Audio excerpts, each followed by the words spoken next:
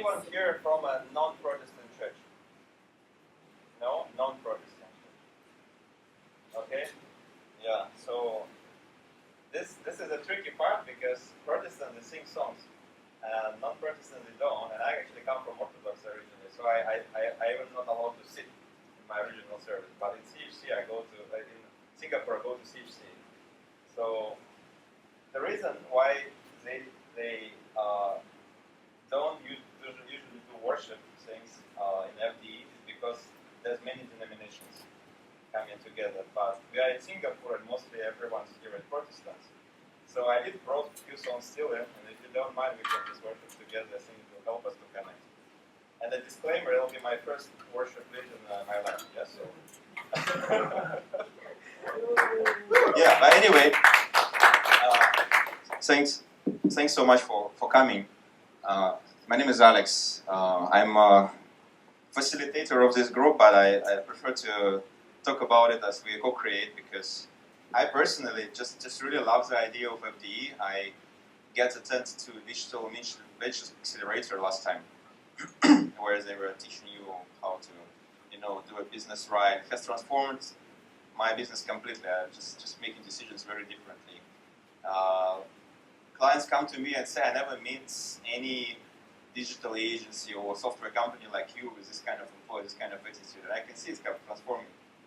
Just the way we do business really matters, and we need to have the right backbone. And then I met the founders of the faith-driven entrepreneurship movement here in Singapore, in the conference. And they told me, okay, Alex, since you're so excited, you go lead the group in Singapore. I'm like, okay, yeah, I did think it through. I thought it's actually a good thing to do. Yeah, so that's why we all come here. We're actually very blessed because we've got Enterprise Singapore who led the attendance, which I am attending here as a startup, to get this hall. This hall is just really awesome. We don't need to find a cafe or something. We also got very supportive participants. We collected $46 so we can buy 3 pizza. Well, I invested $5 by myself, but pretty much we are there, right? So this is where all those donations go to. So we can eat something. Somebody will actually WhatsApp into me, was there going to be food there? That's why I said, don't come. I said, there will be some. Food important, yeah, Alpha, always people come for food first, then they come to face as well. It's very important, so it's an important component of it. So, and what we're going to do in these sessions, which we're going to have 8 sessions, we're going to have it monthly, but I hope we can connect in between, yeah, like in WhatsApp or in a coffee catch-ups, but it's going to be 8 monthly sessions, and they're called Foundation Course, where the founders talk, and different entrepreneurs all across the world, they are talking about how they run their business and how do they align their business with what you read in the Bible, with your faith, with how to do business, not be Christian, not by just going to church and singing songs and praying sometimes. How to just make it like a really backbone of your life, especially for entrepreneurs. And what I particularly really love in this idea is, especially because each of us affects so many people around us, which are our clients, our employees. So actually we have a lot more responsibility because wherever we show, wherever we behave, eventually how people will look at Christianity overall, and it will change their lives as well. So decisions we make is very important. Everybody's important, but ours even way more important. So that's why I'm so excited about this. So this is just the very first video about the whole movement, just like a 1 minute. I guess I've said it to some of you in WhatsApp, but just let's watch it, and then after that we try to pray and worship a little bit, and we'll know each other, and we'll watch the video and discuss it, okay?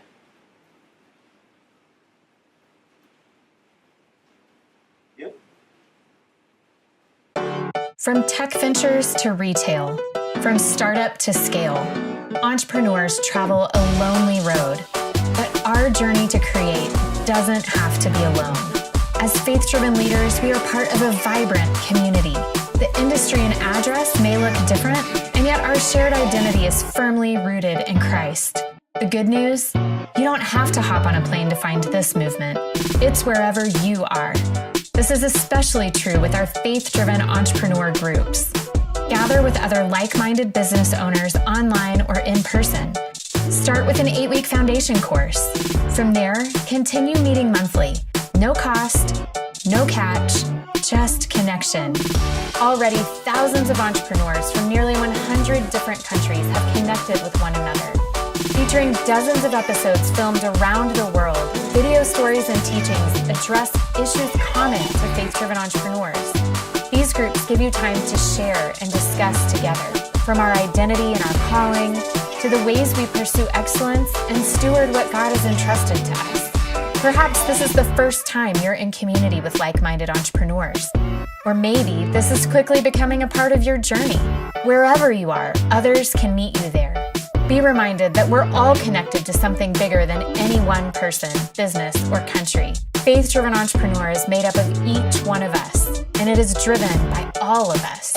Together, we're making the journey of entrepreneurs less lonely.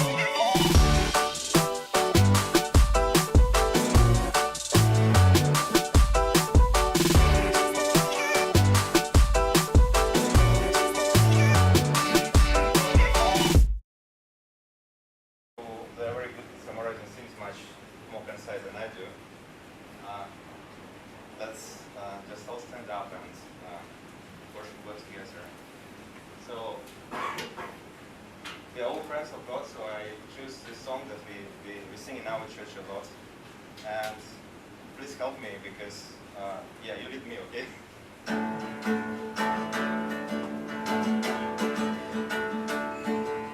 Who am I and that you're mindful of me, that you hear me when I go.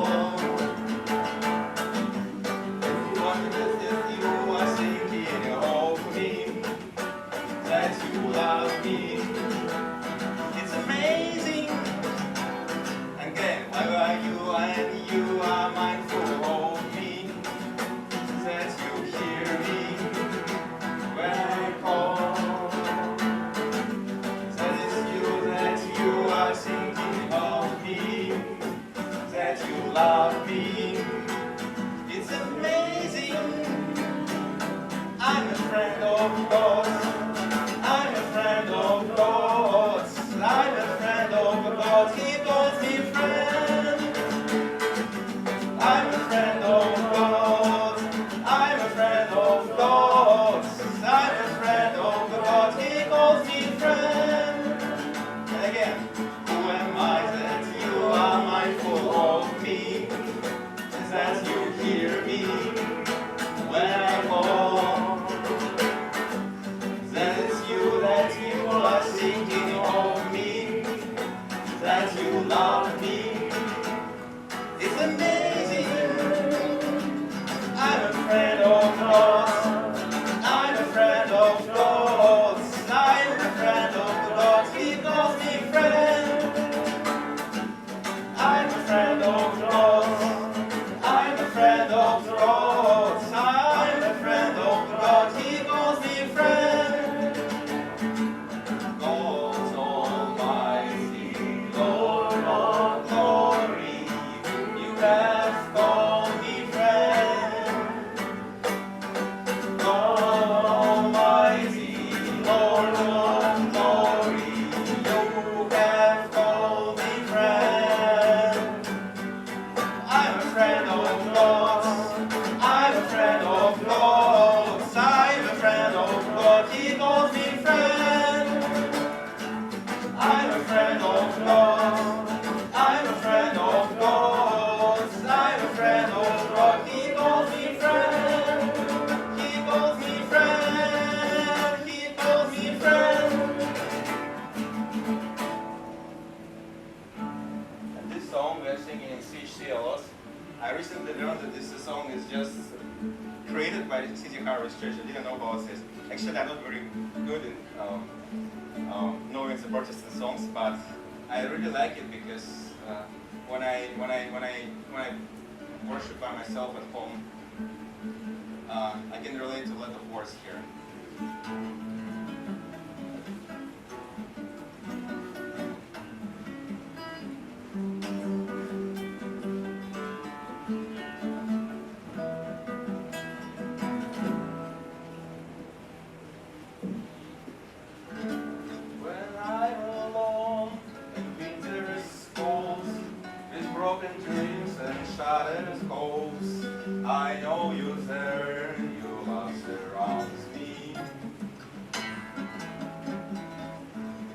heart is still, my heart is longs for heaven's touch and heaven's door.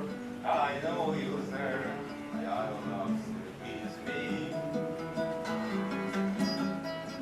You'll never leave me till the end of time, my Savior, you are faithful. You're good to me forever.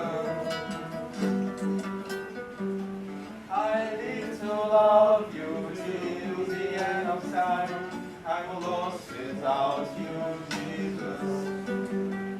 You carry me till the end of time. Yeah. When I'm alone in winter's cold, with broken trees and shattered souls, I know you're there, you love surrounds me.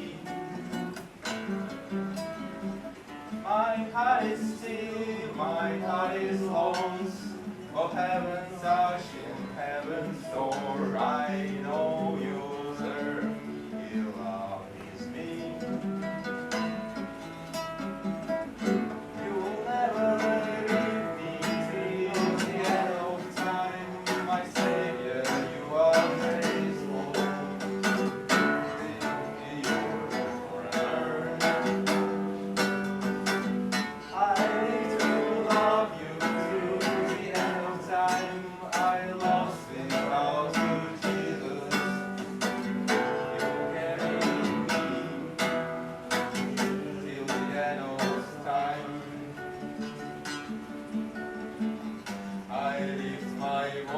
Lift up my eyes, where can I go? Your word is true, you love us all, I hold on to, I give all to follow you. You will never leave me till the end of time, my Savior, you are graceful, you live with me forever.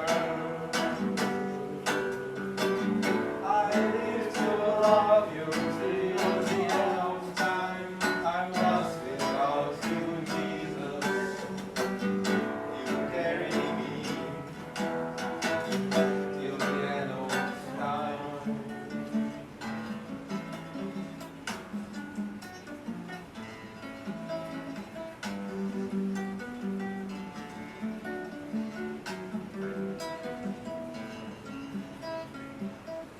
You'll never leave me till the end of time. My Savior, you are graceful, good to me forever. I live to love you till the end of time. I'm lost without you, Jesus. You carry me till the end of time. Father, we thank you for this gathering, for so many people to come. We believe that this meeting will encourage us and will make us become better leaders wherever we do in this earth, and will bring more people to follow you through us, through our businesses, through wherever we do. We give this meeting, this gathering to your hands, and we pray we will get carrying something spiritual and get inspired to change our lives forever. Praise in Jesus' name. Amen.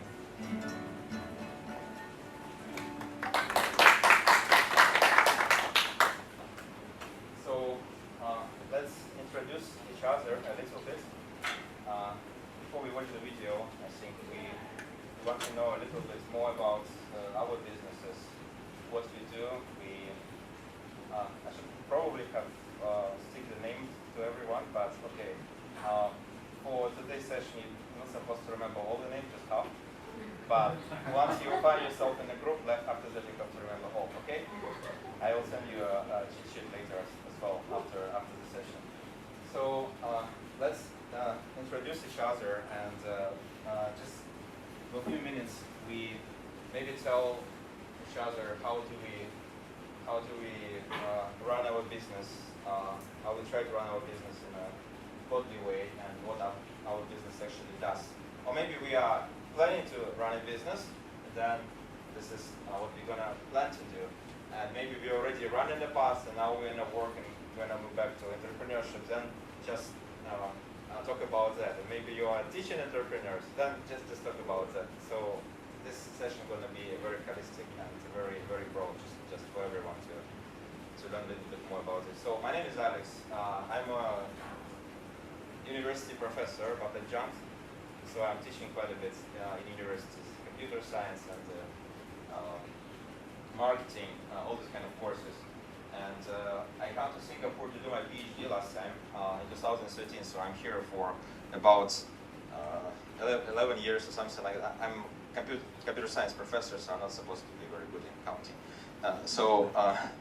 Computer counts for me, right? So, and I started a business called SOMIN, stands for Social Miners. It came directly from my PhD. I was doing my PhD in the US. I was analyzing users in social media, and then I realized that that's actually very useful for marketing, so you can target ads better, optimize advertising, figure out the strategy for businesses, like finding a right niche, how to run marketing campaigns.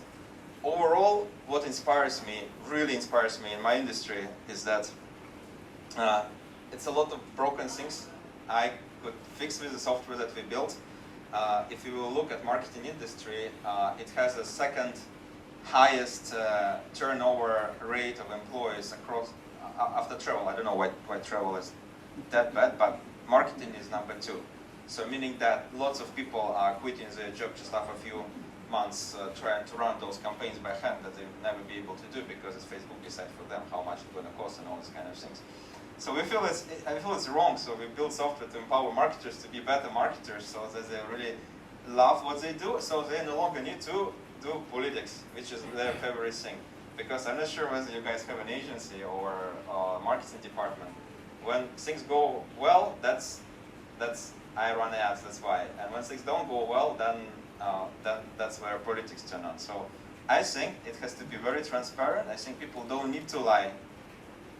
People don't need to choose between lying and feeling that they're not good at what they do in advertising and marketing. So we're building software for them to empower them through AI, through Gen AI, all those basic things.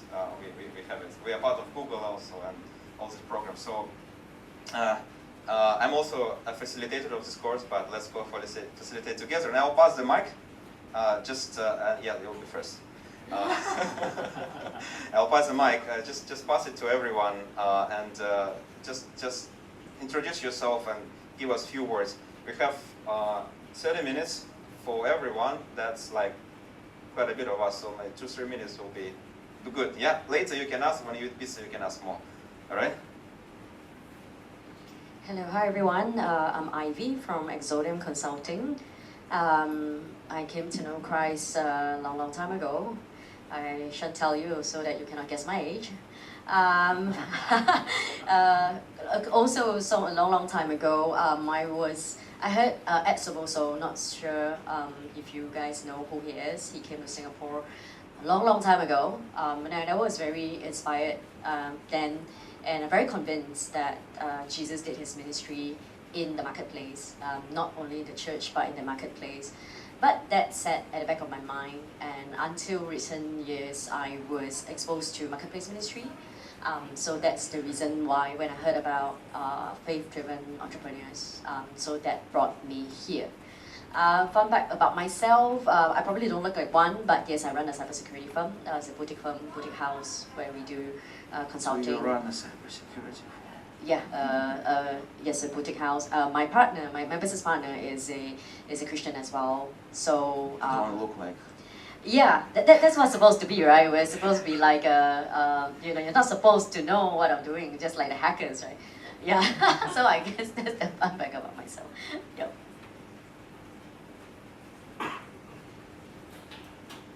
Hello everyone, my name is Sarah. I'm from a little country in the Middle East, from Lebanon. I'm a founder of an architecture and interior design studio. It's called Strata Design Studios. I work mainly in the Middle East and London, and I just came here to Singapore because I got married to someone here, so I moved in like a week or two ago. So he's the one who encouraged me to come and take this course. So I'm here to discover the new cultures, to discover, to meet new people, and I hope to meet you all. Hi everyone, my name is Janet. I got to know Christ through Alpha course at the time. I'm now with NCC, New Creation Church, and for more than 10 years, I guess. Yeah, I think more than 15 years maybe. So I'm working as, I run my own VC investment club. We actually, we help project to fundraise by setting up a syndicate fund via the SPV model. Right, so we're constantly looking for investors. Of course, a lot of projects also come to us. But for this SPV fund, we are more focused on the growth kind of stage kind of projects. Yeah, startup really very selectively, and we are more focused into fintech and blockchain kind of projects. Because I'm also involved in some other blockchain association as well. And fun fact about myself is during my spare time, I do go cycling and. Quite often with my cycling car keys, yeah. So if you guys into cycling, can hit me up. Yep. Thank you. Hi everyone, my name is Xael. It's spelled Xael. We can share more later. Yeah, I came to Christ through my wife. Around 9 years ago, I'm a bitter young man. Then through my wife, God touched me, and since then, never turned back. So I'm now worshiping in Hope Church. It has been a crazy 1.5 years going to a shuttle mission end of the year. So I felt really growing in the church, which is great. Yeah, I'm here today because I'm also in Digital Mission Ventures. In fact, I'm cohort 1. Prof, next, I think it's cohort 3 or 4, saw his pitch. Yeah, then when he shared, okay, sure, why not? Come and join you guys. I'm looking for a community also as well. So it's great to see you guys. I have 2 identities when it comes to a business owner. I've been running an agency for 12 years already, I think. We basically help SMEs to build applications, so we are involved in their digital transformation journey.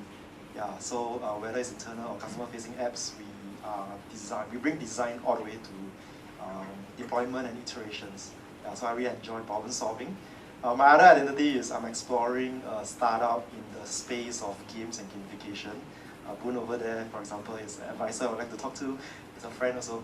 Yeah, so that one I'm still very early stage. Yeah. Fun fact about myself, in my free time, I really love to surf on the longboard. So I go Marina Gardens by the Bay, that base area with my son, 5-year-old son, and my wife. She will skate, she'll do blading, rollerblading, and I'll do skating. I feel that's my way to relax and unwind. Yeah, so that's me.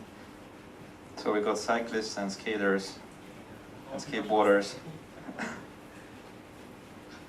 Okay, hello everyone, my name is Aaron. So, about the first question, in fact, I did not know is, I'm a free thinker by the way. I did not know it is God, how can I say, this Christian event, because the reason why I came today is because Professor Alex invited me to the Monday event, but I was in JB, so that's why I support him on the Wednesday event. You come to the right one. Yes, I did. Maybe that God lead me to this way. Yep.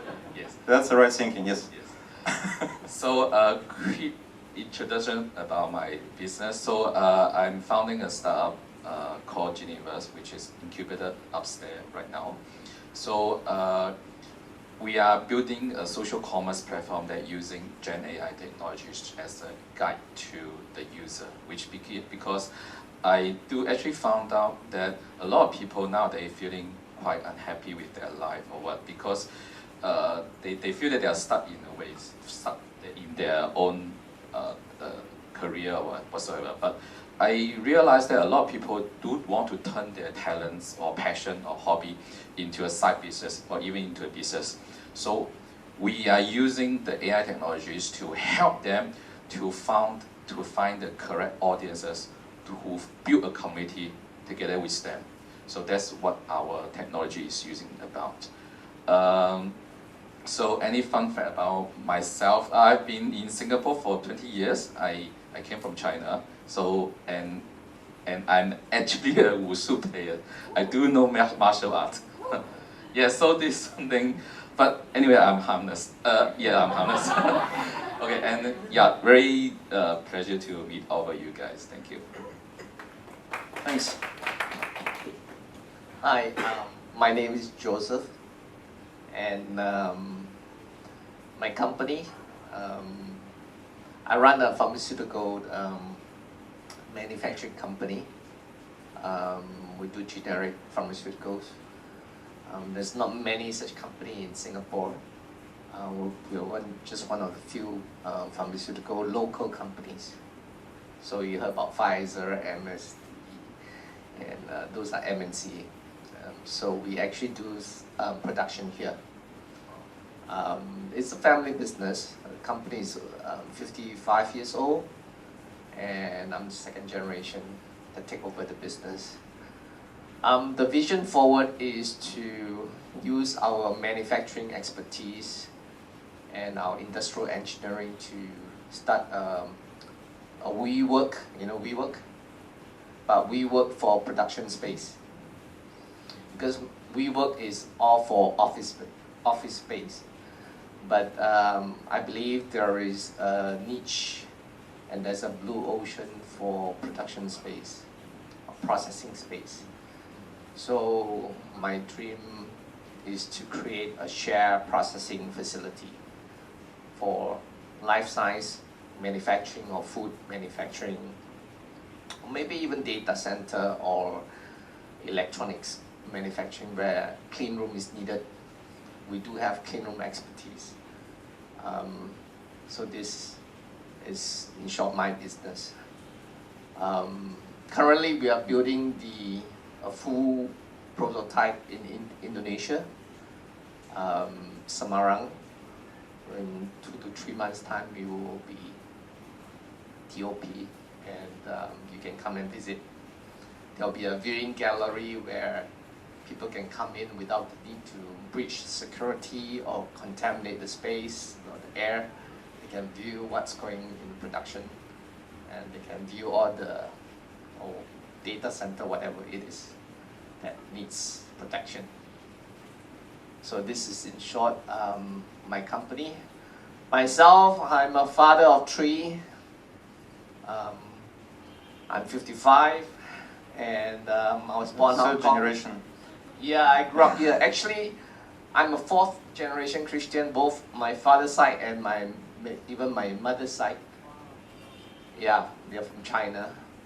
But since then, That's not easy. Yeah, my grandfather was telling me about his father, how he helped the church to carry money on himself and almost got robbed, but God protected him on the bus when the robbers robbed the entire bus during those early days. So I'm a very much,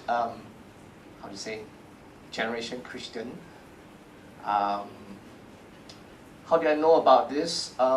Actually, I've been involved in faith-driven quite a long time ago.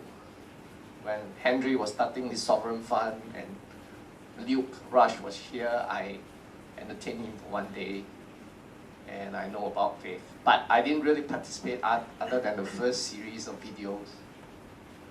It's time to renew. Yeah. Yeah, this is third or 4th series.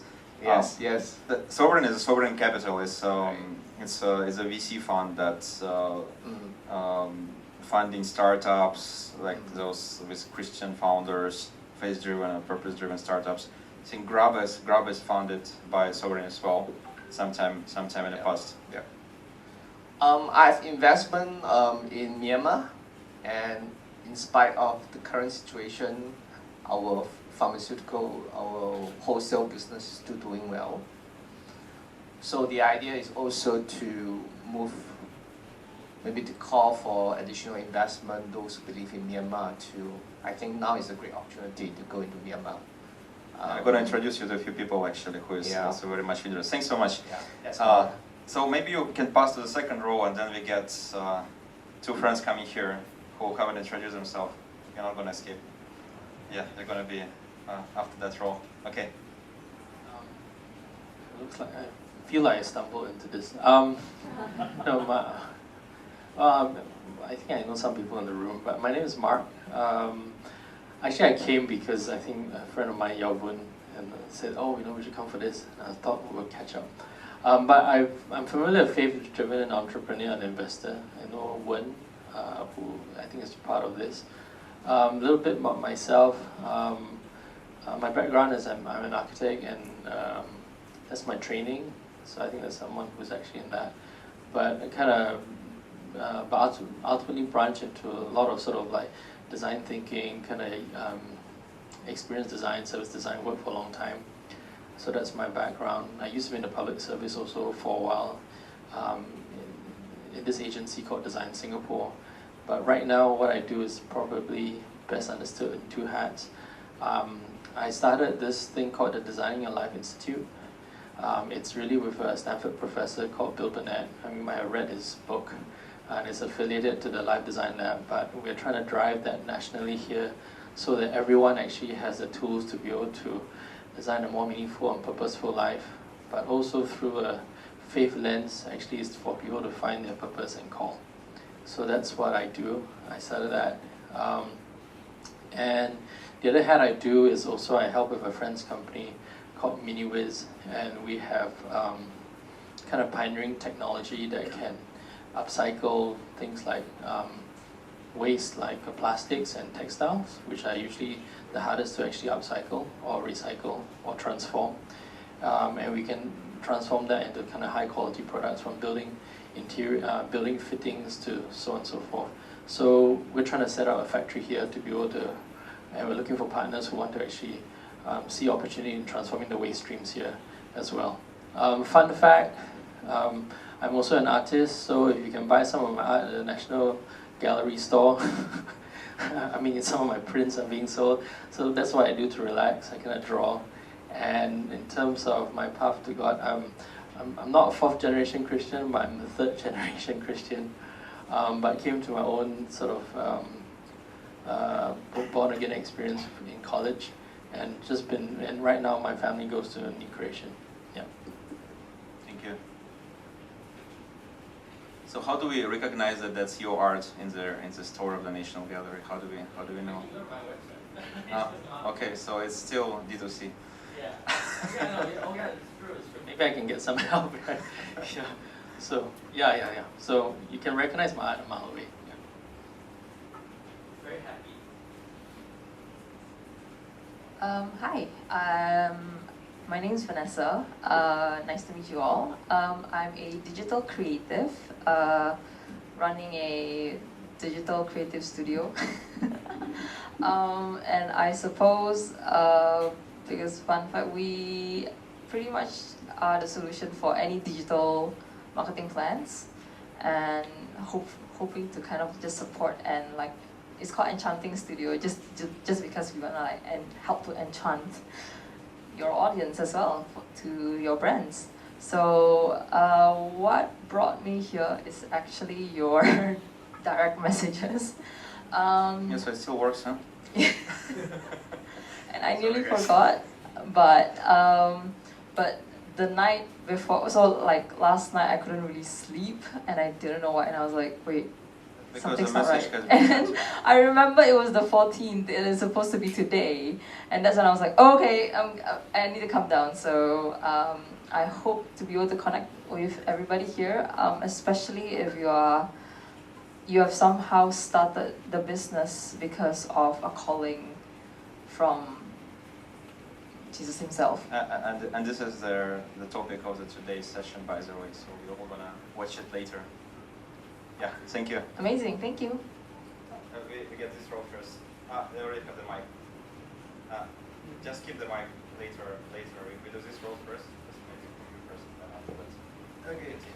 Sure. Hi, I'm Bud, Yao Bud, whatever it is. My path to God, I accepted Christ about 38 years ago. So it's been a while. And I've been both in the corporate world and as an entrepreneur for many years, 20 years in the corporate world, 10 years as an entrepreneur. So my business, I've been in the tech space for the last 24 years, And more recently, I'm in the space of technology that serves training and learning, specifically in the immersive technology and gaming technology. So that's what I do. What brought me here was your text message. Yeah, I don't know how he got my phone number. He texted me, and so then you need to get to the session 8, and I'll tell you how. Yeah, and then I for some reason I just registered, right? Because I'm familiar with FDE, FDI. I knew Lim, all right. So after I registered, I said, my son said, this so scammy. Some prof sent a text to me, I registered, right? So that's what my son said to me. Thanks for He the said, why are you hint. registering that? Then I said, oh, that's right. So I forwarded I told my wife, I said, can you please check with Wen whether is this legit? So Wen said, she knows you. So okay, then I'm here today.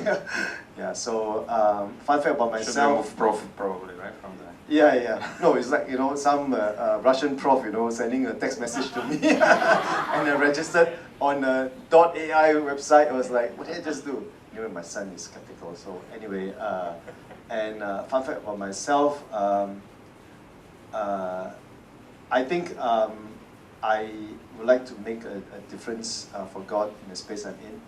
And I've been in this journey for a long time, and if I can meet and partner with anyone to do things for God, and make a difference to life, let's do it together. Doesn't matter your background. Even for you, all right, that you don't know God yet is fine. Yeah, let's do things together for God. Yeah. If you don't know him, doesn't mean that he doesn't know you. Hi, this is Tracy. I'm Tracy. The first session I signed up, I think with Koping, I only attended 1 out of 8. So never passed lah. I think that's why maybe my name got floated to you to all over again. You mentioned about art. I have a first call from the Lord because of a major health scare. I didn't get cancer, so I decided to pay it forward. So that was how the live art started. I feel my painting or art in school, but the whole idea about live art is to use art. God says use art to bring awareness to vulnerable communities, people in the final frontier of their life, people, basically the minorities. So I've another second call from the Lord late last year. So I've been in tech industry for like 26 years. I'm very proud of my golden corporate handcuff. And when the Lord says it's time to come out, I was like, no, you're too early, Lord. Your timing is always wrong. He says that, I said, please give me back my treadmill. He says, you're a fat hamster now, without treadmill. You're free to run. I said, no, I need my treadmill. He says, then I was in a park. He sent a pair of butterflies. See, they are so free. And I said, no, Lord, I want to be a caterpillar. I don't want to be a butterfly. So interestingly, the Lord has called me out, and I was crying and battling, and many God precious moments. I'm not like all of you. I'm not brave. I'm not obedient. I'm just totally not interested to step out because I'm so comfortable in corporate. And amazingly, that was like December, April. Since April, I actually spent 2 months in Central Asia. And last year, God says, I said, Lord, if you get me from corporate, I won't be going to Vegas to see my Grand Canyon. I used to do that every year. He says, don't worry, I'll show you other canyons. I say, please, there's no more canyons in the world, right? So this year, he brought me to Italian canyons, and guess what? I saw Kazakhstan canyons. And the Lord brought me to Central Asia. So I'm happy to meet all of you. Yes, I checked you out. He was found on Salt and Light, safe. But because he's got Russian background, he's got prof, and it's .ai. So very happy to learn about you, and I could be going to Russia as well. So if any one of you are interested to enter Central Asia, with any business you are in, right, please come speak to me. Thank you. Show the .k is that then will be less coming. Okay.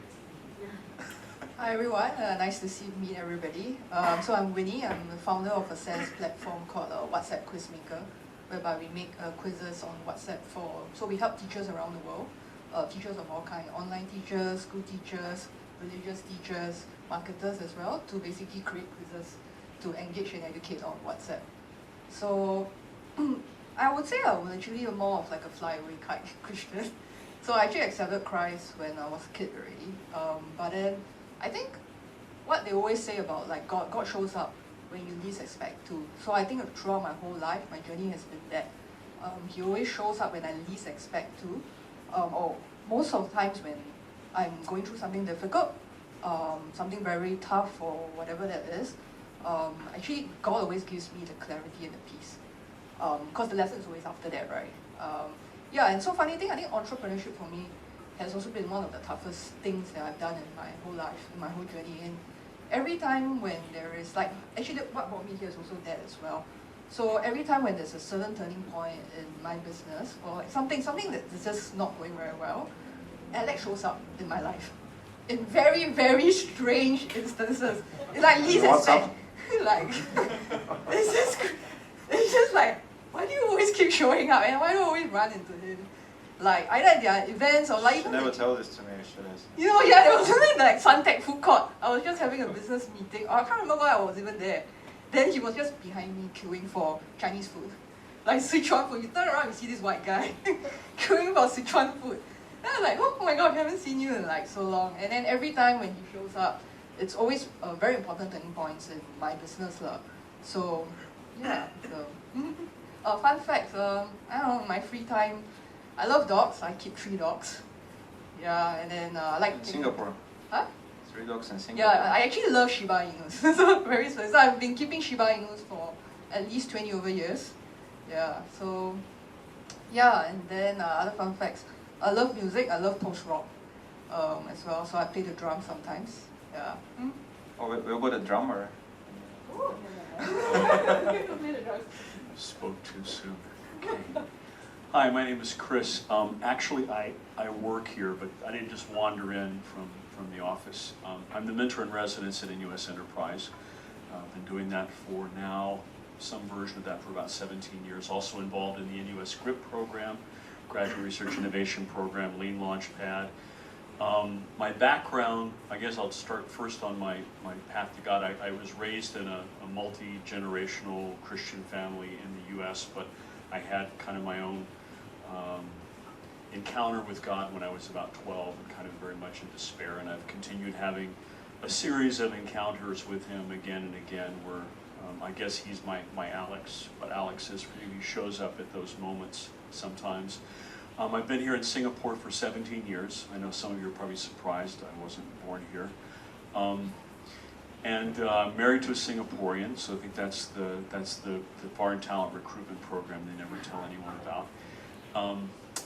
My focus really increasingly a lot, I worked with you on your pitch before. I work a lot now really on storytelling and narrative for startups, because I think that's so important, and I know a lot of times it's a challenge, because the stories that we create, they're not just stories we tell other people. A lot of times we get busy when I want to do a pitch and suddenly I've got to come up with a story.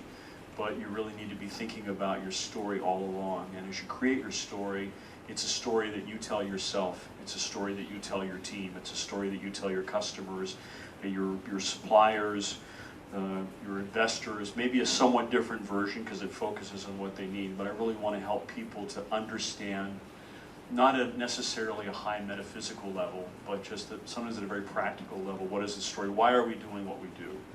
And why are we special? And why are we going to be successful? So I get involved a lot in that. Any fun fact about myself?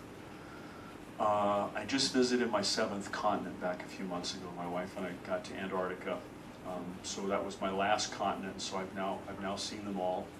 That one was really cold and not many people. And for my wife, it was her 6th and 7th because she'd never been to South America, and that was the way we went.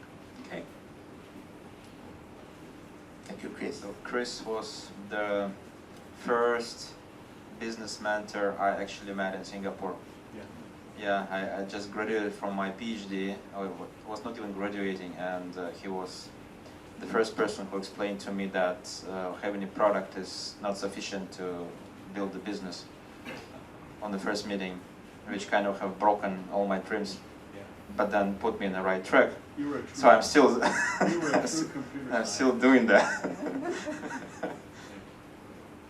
Hi, my name is Kok Kun, KK. So my life path, I'm a first-gen Christian. I accepted Christ through the Salvation Army. They had Sunday school. So I think I was at the point, I accepted Christ when I was 10. So that's been a journey. My path to God is interesting. I met Wesley on my way here. He's my friend from back at the time when I was in City Harvest. And when I arrived, I saw Chris. Chris is I know Chris' wife. That's an important detail because it's one of the reasons why I'm here. I've been in the edtech space, education technology space for a while, but mostly it was a journey. I'm now maybe 14 years in the industry, and I pivoted to doing online version of the same thing same services that I'm providing online, building an online school, and that was through a series of going through burnout, and then thereafter finding God again in Bible school when I met Chris' wife, and one of the words that was prayed over my wife and I was this word, pivot. So on that we moved my business on the firm path of not going back to where it was. So that's been kind of the part 1 and 2. I think the FDE is something I've come across before in my own search to integrate my business and my ministry and my walk with God in the kind of impact I wish to achieve. One of the things that I've done maybe more recently is participating in the hackathon organized by Digital Wesley and Indigenous last year. Might have seen you there, I'm not sure. Yeah, so our group, we helped one of the ministries to continue to reach out to migrant workers who have left Singapore and go back to their own country.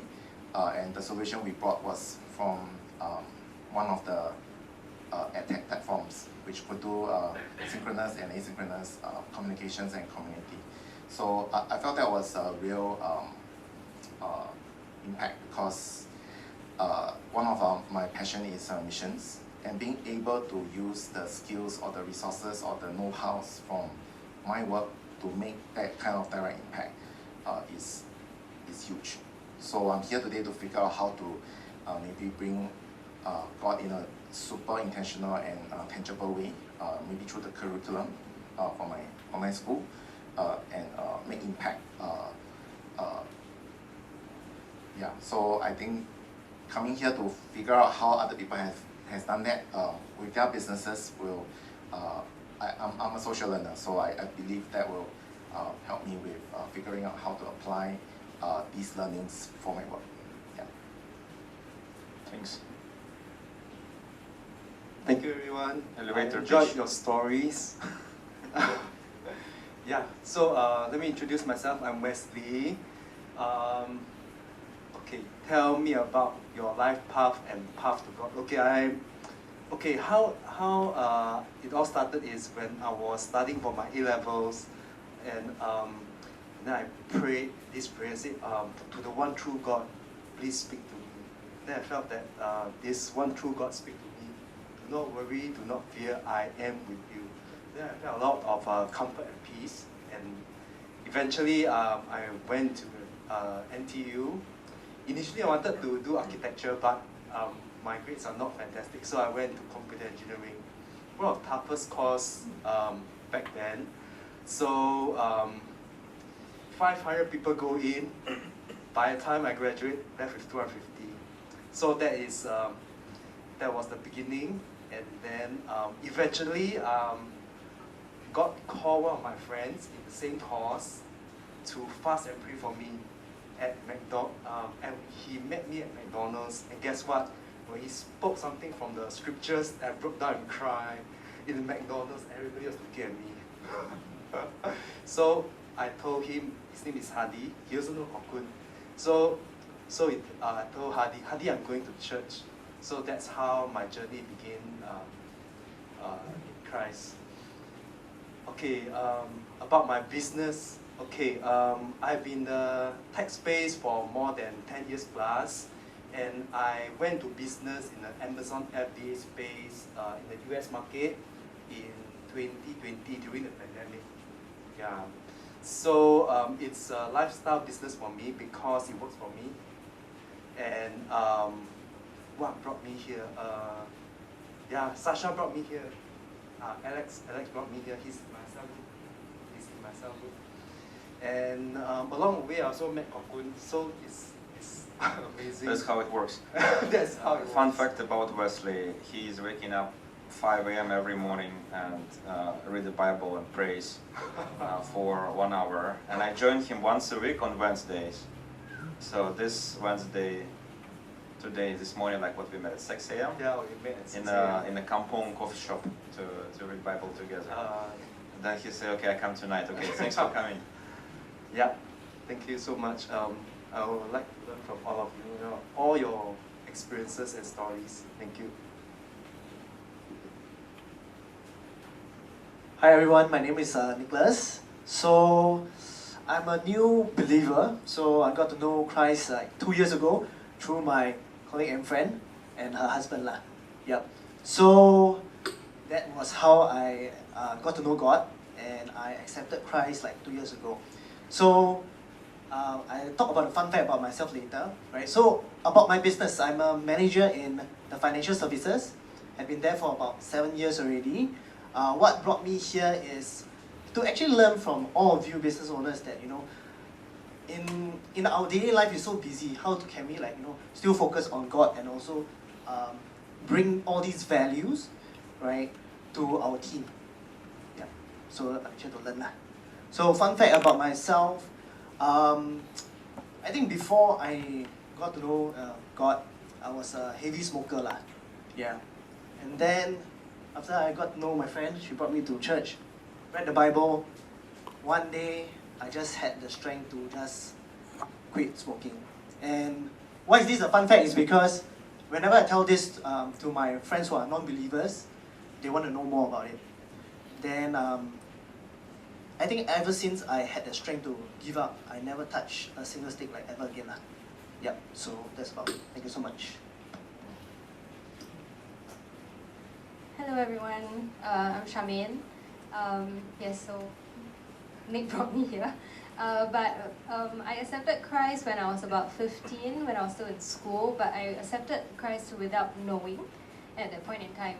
Because I followed a teacher to church, so I didn't know what it meant. So I only started going back to church again like 8 to 9 years ago. Yeah, and I never looked back since. So that was a life change. That was the pivotal moment for me in my journey with Christ. Since then, I've seen a lot of many different changes in my life because I've been walking with Jesus all along. Yeah. So that's it. I think Jesus has also led me to and blessed me to be able to run a financial agency. I've been in a business for about 8 to 9 years as well. And it's not, and that's quite clear because I've never been someone who's wanted to do finance at all. So so that's where he brought me to, and I'm hoping to be able to learn more about how we can expand the business in terms of bringing more faith-based values into the business, and principles as well. Yeah. So a fun fact about me is that I love playing tennis, but I don't have the time to right now since work started. Yeah. So yes, thank you. Hi everyone, I'm James, and I'm a first generation Christian. So actually it was my dad's colleague, who, he didn't preach to me, or, he didn't try to convert me or whatsoever, but he just treated me as a very good friend. So he was losing his eyesight, and eventually he went blind. And but he was still, without fail, every time for my birthday, he will call me and wish me happy birthday. And then he bring me out for a meal. We have Indian food as our favorite. And then so it really touched me like he's like, oh, wow, it's so difficult for him to even to do basic tasks, but he will take this effort to reach out to me and to just be my friend. Yeah, so that really touched me. And then sadly he passed away. But his wish was for me to know God. So that's how I came to Christ. So that was about late 2010. So yeah, I've actually always been passionate about cars. Somehow, I mean, we are in a place with the most expensive cars in the world, but Singapore, you have to be a successful businessman to be a patient yeah, of cars. yeah. So sadly, Or have a workshop. it's quite two options. Quite difficult to buy cars or to enjoy cars here. But I managed to find a job in the car industry, so I was there for about 6 years, doing PR and comms.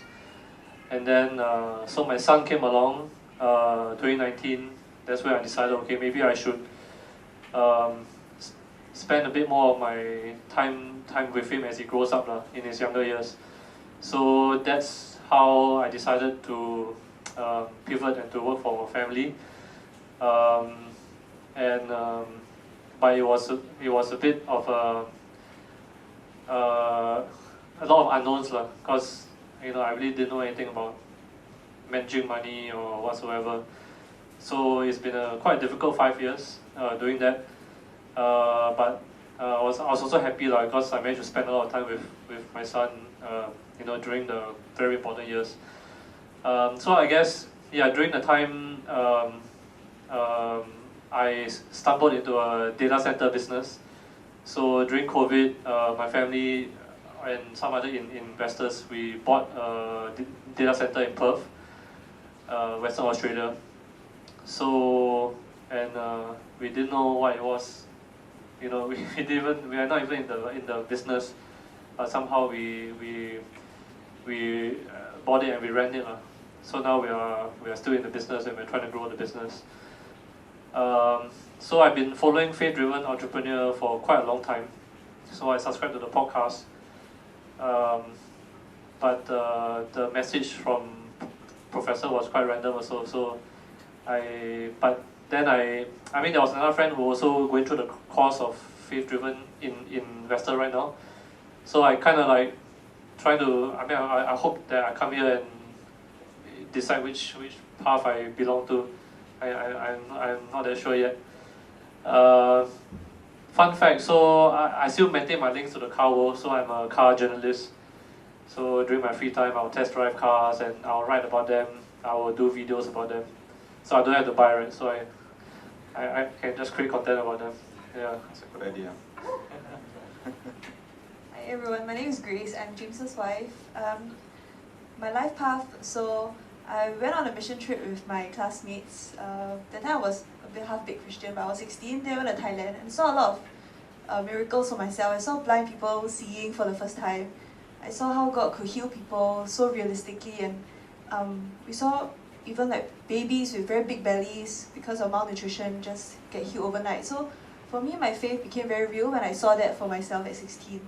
So that inspired me to be a missionary at the age. I think I was very idealistic, and the idealism brought me to teaching. So I've been a teacher for 10 years, and for the past 7 years I've been in a mission school, and I really appreciate the faithfulness. My school is over 135 years old, so that the faithfulness, every generation just plowing into the lives of the young people.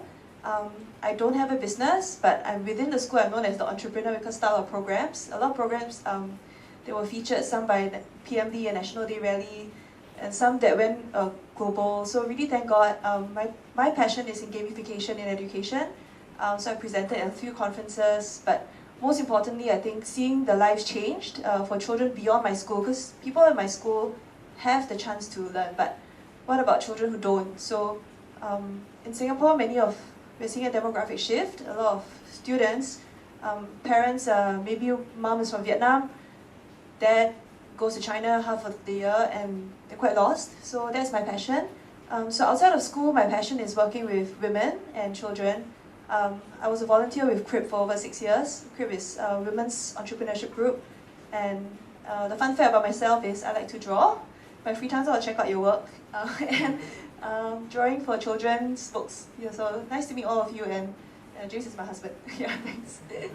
Nice to meet you. This session is supposed to be half an hour. It's went for a whole hour, but I think it's really worth it because so many interesting stories. So, okay, random check. Did you remember who is it? Okay, no, I'm not going to do that. But we will have chance to learn about each other more, and later, once we watch the videos, we're actually going to discuss. There will be a number of questions we want to answer together based on what we watch and actually also our experience in our businesses. And this is how the whole thing is going. So every time we're going to get some videos, no more introductions. Yeah, every time we meet, we will know each other already. So we're going to watch the videos, and then we are going to discuss that and share experiences and eat pizza and network and just work together for him, because it's our business belong to him anyway. Now, technical question. Anybody need to go washroom or really hungry, want to get some pizza? If not, then we just continue. Okay? No? I'm like a bus driver, you know, I need to make a stop. No? Okay? You can just do it anytime you need. But if video is working, then try not to do that because you might miss something that's very important. Yeah, so the very first video is about, first session is overall is about our call to create. We were talking about calling just now a few times.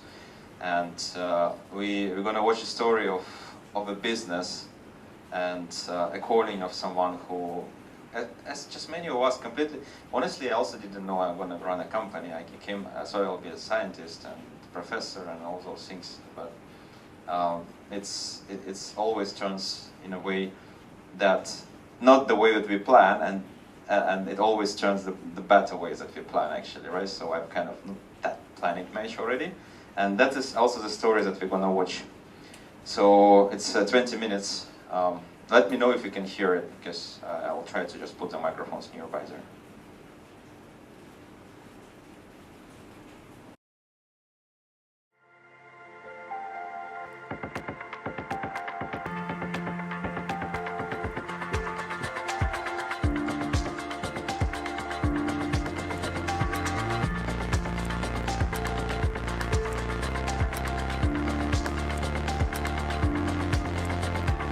Welcome. Thanks for joining us for the series. My name is Justin, and I'm the Executive Director of Faith-Driven Entrepreneur and Investor. Our ministry exists to help Christ-following entrepreneurs and investors find their community and fulfill their God-given call to create. We envision a day where over 1 million faith-driven entrepreneurs come to fully know God through their work. You might be familiar with one of our podcasts or conferences that has included friends like Tim Keller, Lecrae, Donald Miller, Anthony Tan, Allie Davidson, Kathy Wood, or Kobe Cotton from Dude Perfect. You can learn more about those at faithdrivenentrepreneur.org. But we hope this is only the beginning. As powerful as content can be, it's best experienced in the context of community with other entrepreneurs that understand the unique opportunities and challenges we face. If you're watching this alone, we'd encourage you to join a free group, either online or in person. There's no cost or catch. Simply go to our website, faithdrivenentrepreneur.org, to find the group that best fits you. And for those going through this together already as a group, our prayer is that perhaps for the first time in your life, you're surrounded by people who understand this unique journey of entrepreneurship that we're on together. Perhaps this is a group that you'll continue on with and journey together through other episodes of content. One thing is certain, we hope that whether you experience this in a group or individually, that you would be inspired to invite others into this movement. This is your movement. And wherever God calls you to apply what you experience, know that we're here to help. Another great tool from our ministry is the Faith-Driven Entrepreneur book and app. These are tools that can help define the movement and introduce it to friends of yours that might not be able to take that first step of being into a group just yet. I want to introduce my friend and partner, Henry Kasner. Henry's love of entrepreneurship started with a t-shirt business in college. He went on to co-found Bandwidth, which spun off Republic Wireless.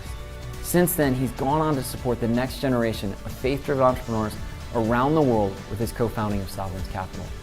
What I've appreciated most about Henry is in those unique seasons, he's not lost sight of his identity as a beloved child of God, husband to Kimberly, and dad of 3 boys. His entrepreneurial experience, combined with JD's teaching, and the powerful video stories from our friends at Faith & Co.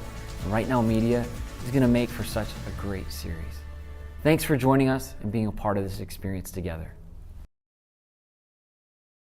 Greetings, welcome to the first ever video series from Faith Driven Entrepreneur. My name is Henry Kastner, and I'm super excited that you all are with us today. This is a video series that is for you, the Faith Driven Entrepreneur and business owner. If you are like me, you've wanted to have a video series that helps you to explore all the different aspects of being an entrepreneur, and so this is for you. Just a quick word of background. I'm an entrepreneur like you and have been from a young age. I found my first love when I went to college and learned that I could make a t-shirt for $5 and sell it for $10. And since then, I've been on a path of running a business and creating with partners and never felt more alive. And along the way, I also met Jesus as an adult, which of course changed everything for me. At age 28, I walked into a church and came to understand that there's a God who loves me and sent his son to die for me, and it changed everything. And it absolutely changed my entrepreneurial trajectory. And it's in those lessons since 28, I'm 50 now, those lessons are the last 22 years, that we wanted to share with you a bit. And it's an incredible blessing for me to be able to do this video series with a great friend of mine, JD Greer. And JD's been formative in my own spiritual formation and how I think about how I am called to create, how I'm called to be an entrepreneur. And I think that you'll find from his teaching that you'll be furthered along your own path in being a God-honoring entrepreneur and business leader. This video series, I want to tell you a little bit about what I hope you can expect. I hope that you'll come to understand some of the marks that you might feel that you can gravitate to that can become part of what you look to as you look to honor God in the workplace. We'll look at things from your identity through to what to think about money. You'll come to understand how God is even using you and your business on a global scale. This movement of God is much broader than what any one of us can do, which is why we created this whole thing. So we hope that you'll interact with us. We hope that you'll go online to Faith Driven Entrepreneur, that you'll see some of the materials that we've developed there. And we'll also hope that you'll come back to us with some feedback about how we can do this better. So we're getting started with Series 1, Session 1, which we're calling Called to Create. Our hope is that through this lesson and the video that you're about to see, that you'll come to understand that you're created in the image of a God who works 6 days a week and whose work continues to this day. So watch with us this great video that we set aside for you, and then hear from JD, and I'll circle back with you all at the end.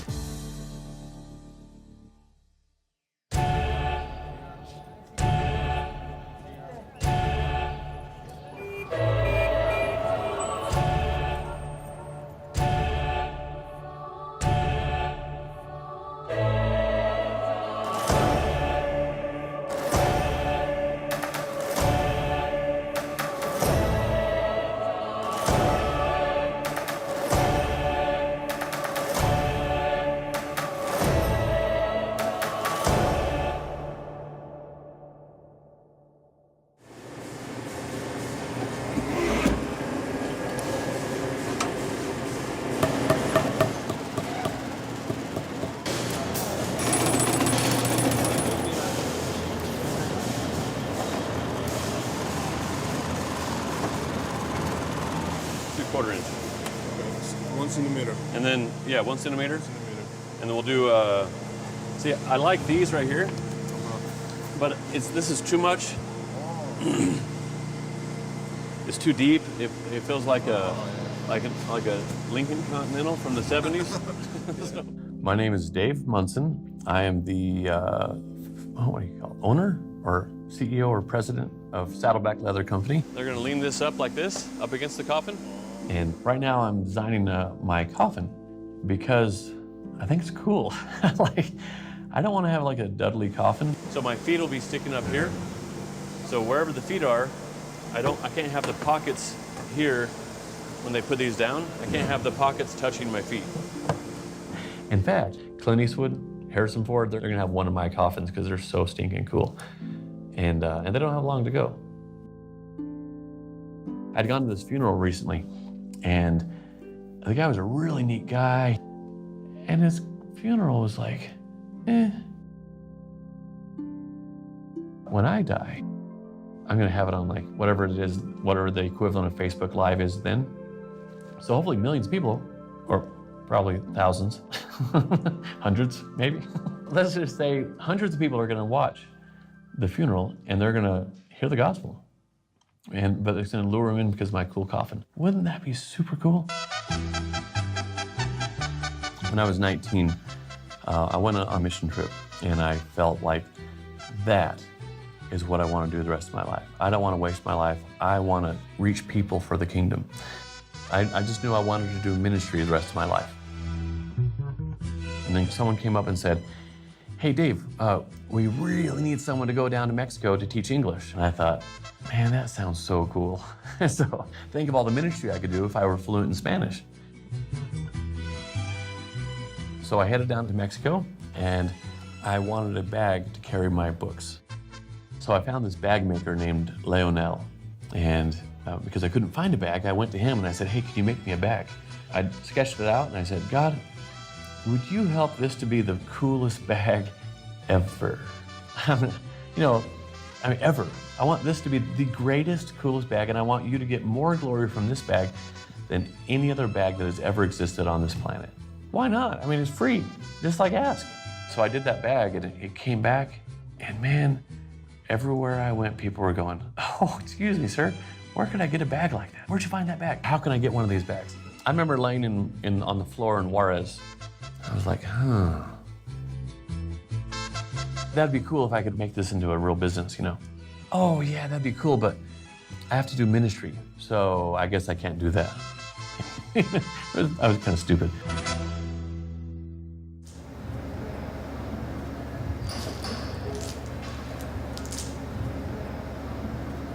Okay, on this, we could do mini totes. Mini duffels, mini duffels. Okay. Well, what about the medium size one? Great idea. Okay. Yeah, but I don't want any of this on it. No. None. No. I think we used it all up, guys. Yep. I really don't understand why your faith has to be separate. God cares about beauty. He cares. God makes and creates beautiful things. And so we use really good, high quality materials. We spend a lot more on our materials because we want things to last. Everything God does is quality, no exceptions. We are all about quality. We are all about reaching people, loving on people. And the business has allowed us to speak into people's lives that I know we would have never had the opportunity to do that. People see us on social media, people contact me, and it opens a door to be able to love on people very easily. I was having a lot of fun on social media. I didn't see it as a ministry, as a way to influence. I was just seeing it as a way to interact with our customers. Since then, we've had a lot of people say, hey, you know, I hate Christians. And I think that you guys are like probably Christians, I think. And I like you guys. Hola. Hola. ¿Cómo estás? ¿Cómo estás? Gracias a Dios. ¿Y tú? Muy ¿Cómo bien. estás?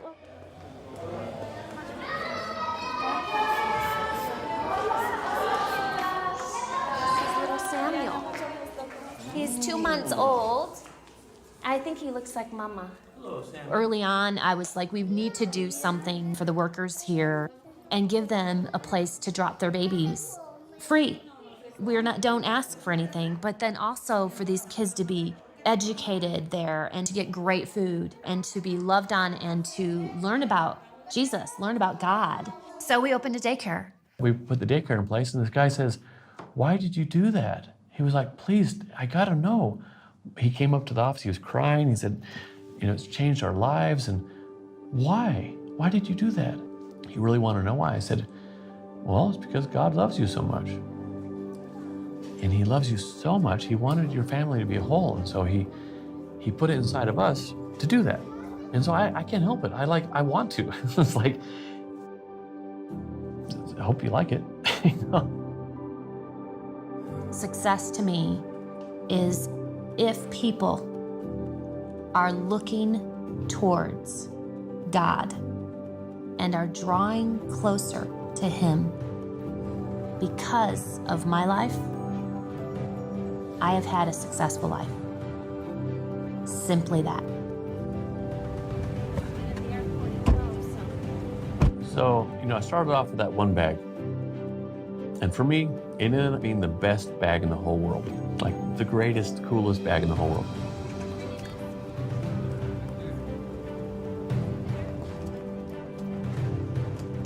But when I started Saddleback Leather, it was to reach people.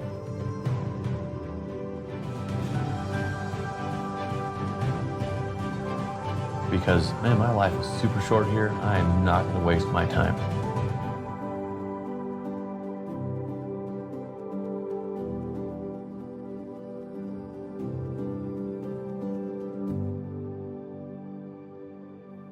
Hey, when it comes to thinking about how we can serve God in our work or how entrepreneurs can use their gifts and their passions to serve God, most Christians don't really know what to think. We think of living out Christianity as something that you mostly do inside the church, and getting committed to Jesus, more committed to Jesus, means volunteering more at the church nursery, attending small group, becoming a greeter, going on a mission trip, serving at the soup kitchen, or giving more money to the church.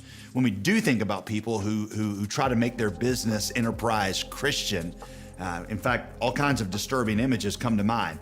Maybe opening a beauty salon and calling it a cut above, or a coffee shop and naming it Hebrews, or defiantly saying Merry Christmas to your customers rather than Happy Holidays when you're in the checkout line, or maybe even sneaking in a have a blessed day into a situation.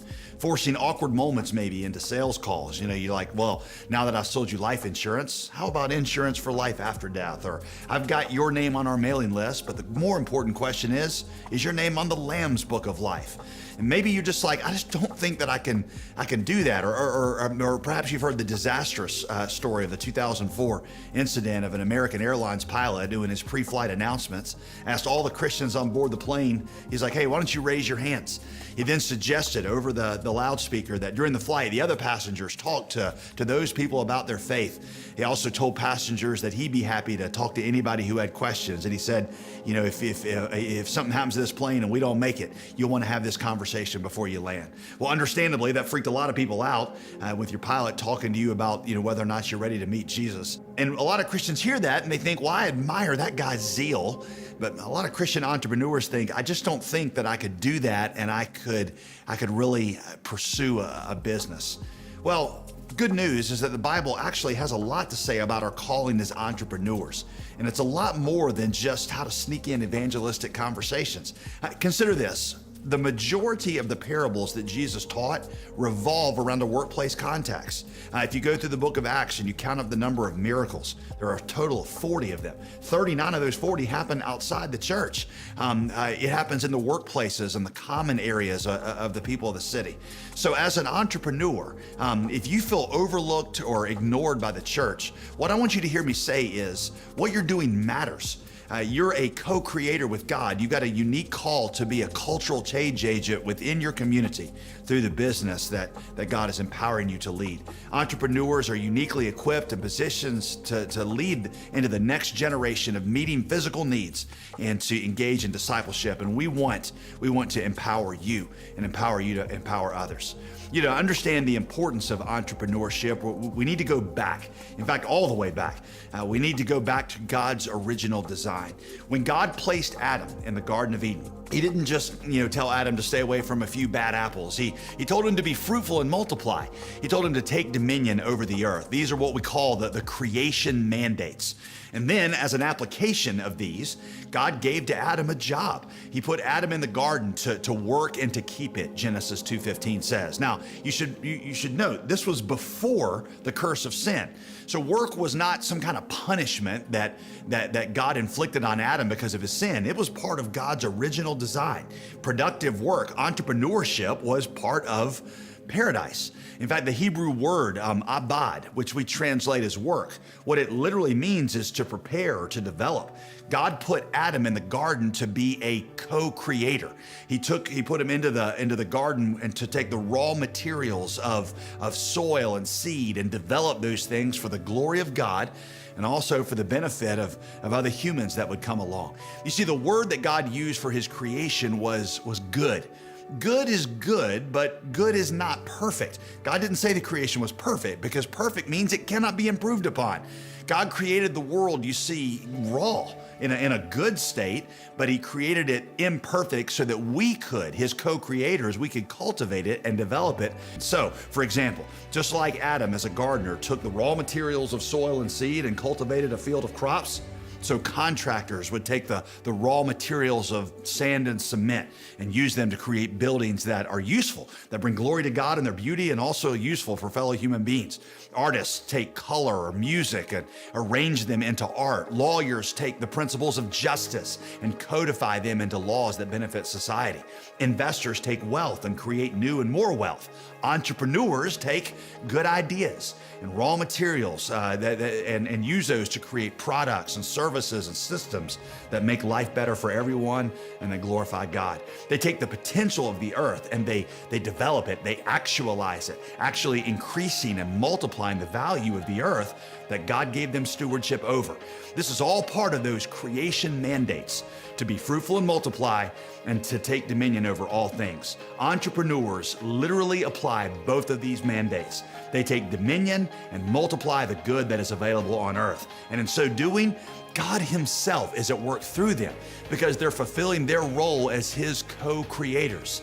That's why entrepreneurship and many forms of good business, it can sometimes even feels divine, even for people who aren't Christians.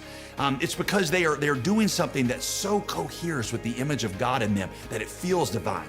The word abad in Hebrew that I told you we translate as work in Genesis 2, that shares the same root word for worship. And that's not a coincidence. In fact, it's really interesting. There are two Old Testament figures in Exodus, one named Bezalel and the other Aholiab, who Moses says were filled with the Spirit, and they express that fullness of the Spirit, not by singing or writing or preaching, but by being expert craftsmen. Their expression of being filled with the Spirit was doing excellent work. It reminds me of that scene in Chariots of Fire where the Christian Olympic star, Eric Liddell, in his preparation for the 1924 Olympics, is confronted by his sister who thinks that he's supposed to be a missionary to China because when he was a young man, he felt called to take the gospel to China. And so she says, you shouldn't be doing this. You shouldn't be distracting yourself with running. You need to get on and be a missionary. And Liddell responds to her, he said, I do plan to fulfill this calling to be a missionary, but I believe God made me for a purpose, and he also made me fast. And when I run, I feel his pleasure. Many entrepreneurs feel that kind of divine pleasure when they're doing what they feel like God has created them to do, and they feel like this is what I was made for. I feel God's pleasure. Maybe you didn't even know what to call that, but that's what it is. You're made in the image of God, and when you're doing these things as his co-creator, you're feeling his image and his Spirit at work in you. So entrepreneurship can and it should be worship.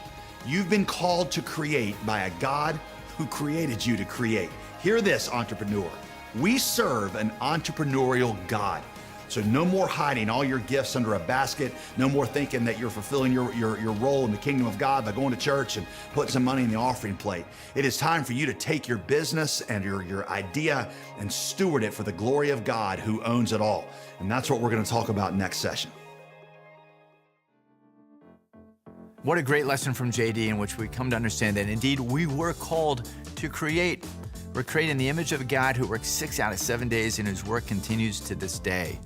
So our hope is that you can lean into that, creating this image of a God, and in fact, we can indeed be part of bringing about his kingdom on earth as it is in heaven. Our hope is that you'll come back to the website, interact with some more of the content, that you'll talk about this with other friends, maybe other entrepreneurs you know, other business owners, and lean into this concept of being created in the image of the original author and the original entrepreneur. Look forward to joining you next time. Thank you.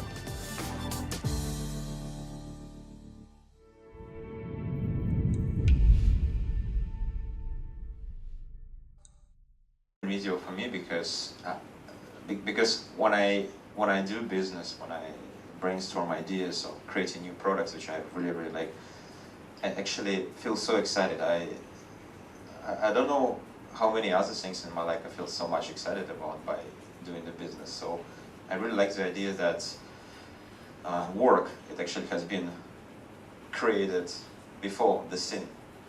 So it's entrepreneurship is the worship, is something very natural that humans inherit from God to create. And I like the idea that the world has not been created perfect. So there's a couple of discussion points that we can chat about together. These points are also written down in their textbook. Yes, there is a textbook which you can download from the website. I was thinking to print it out, but luckily I didn't start doing it because then I'll have to print out 30 times 20 copies of the printer. You could do it by yourself, right? If you have an iPad, you can just do it, or you can just read it. But these are the questions there. So JD started a session by importing a certain kind of mindset, helping many Christians who want to blend their faith with their business. It's a belief that in order to be a Christian with an enterprise, you have to use awkward names or you have to force a Christian language and get the beliefs across. What are some ways you've seen this approach displayed in your businesses you have seen, or maybe you have, trying to do something, and what do you think is necessary and unnecessary to have your face displayed in the name of your business? This has to be very collaborative, yeah. So I'll share my perspective. I do try to share about Christ every time when we get something really great in our company. I'm always trying to let my employees and even clients, I do talk about Christ to clients sometimes. I'm trying to let them know that this is not really my business. So mean is that good or whatever. It's we all are so much empowered by Him who is above all, and that's why we achieve this result. Especially when things coming out of the blue, especially when they were not planned, especially when it's really blessing. Like you don't get clients and you pray and then you get like 5 in one day coming at the same time. And I had it so many times. So I always try to not just cry and be happy that this is happening, but I'm trying to always remind the employees and friends that, hey, mathematically this is not possible. You look at our cohorts, at our pipelines, is it going to happen? No, it's not going to happen. Why it happened? How do you think? And then they're like, luck. Okay, luck, sure. Then next time, luck again, or maybe something else. So I'm being a technical person. I always quite bad in just believing something, just believe, right? So I always trying to justify things. But how do you do it in your business? Did you face a situation you have to use an awkward language, or how do you talk to employees or to clients about Christ? Chris, you want to say something? Let me. I'll distribute a few mics, right? So just use them. I'll give you an example of maybe a negative example again, which I think sometimes helps us. Now, we had a guy I worked with one time was a Christian, and he had single-handedly would produce some products that the company made and boxed them. He had the whole area, he did it on his own. And two things I think he got called down for. One was he started putting Christian tracts in the things that he sent out, which was not the company's policy. The company said, we're not a Christian company, we don't have a kingdom mandate, and you don't have a right to put that in. And then the other thing was, when he would finish his work, he would stop and take, instead of going and doing other work that the company needed done, when he finished up his task, he would sit and read his Bible and things. And I remember trying to, as a brother in Christ, trying to explain that, what you do, how well you do it, how well you serve, is a reflection of your faith. And I said, once you have served well, once you have done things well, once you have helped and you've built, then you earn the right, in a sense, to begin to share. But I said, if you do it preemptively, or if you do it in a way that is not reflecting excellence, you turn people off, if that made sense. So I think kind of again to the point, I've seen both the positive and the negative. On the other side, for myself, I'll work with teams. A lot of times I'll help them on their pitch and we'll get them as far as we can get, and at the end I'll say, I've done everything I can in terms of helping you get your pitch ready. You have to practice and get ready. I said, there's only one other thing I can do to possibly help you to have a successful outcome to the pitch. And they said, what is that? I said, can I pray for you? And sometimes they would go, I'm not a Christian. I said, can I pray for you anyway?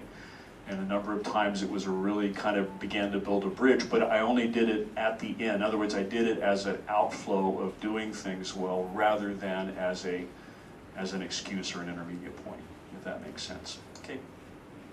Yeah, I think it's a very good point that it could have a negative impact and you can scare off people, well, maybe not forever, but they're going to be quite far from you if you are pushing too much.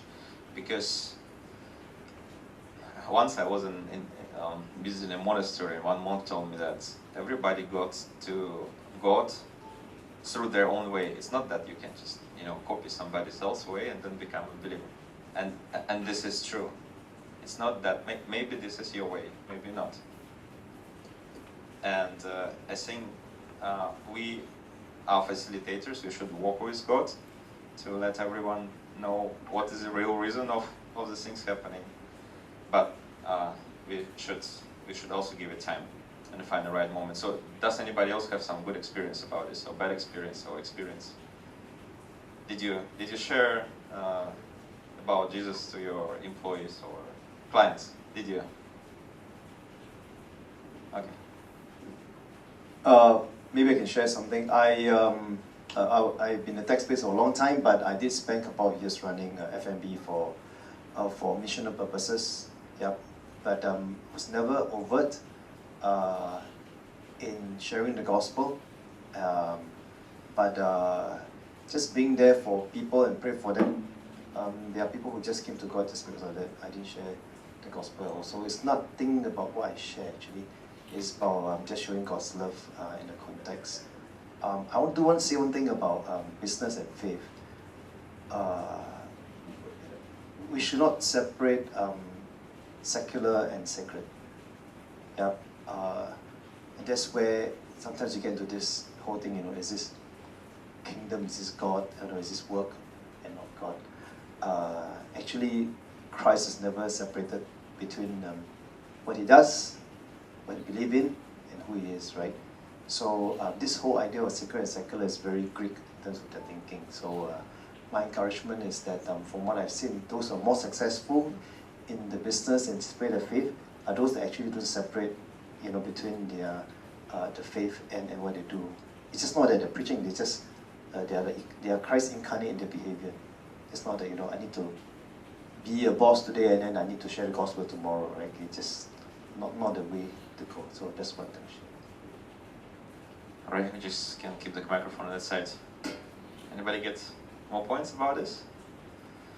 Yeah. So yeah, this is definitely true, and I think if we go in further, like just looking at the videos, you can see that JD has also shared Old Testament figures about Bezalel and Aholiab as an example of what it looks like to excel in the skills God has given to us, to you as an entrepreneur, right? So how did Bezalel and Aholiab express the fullness of Spirit?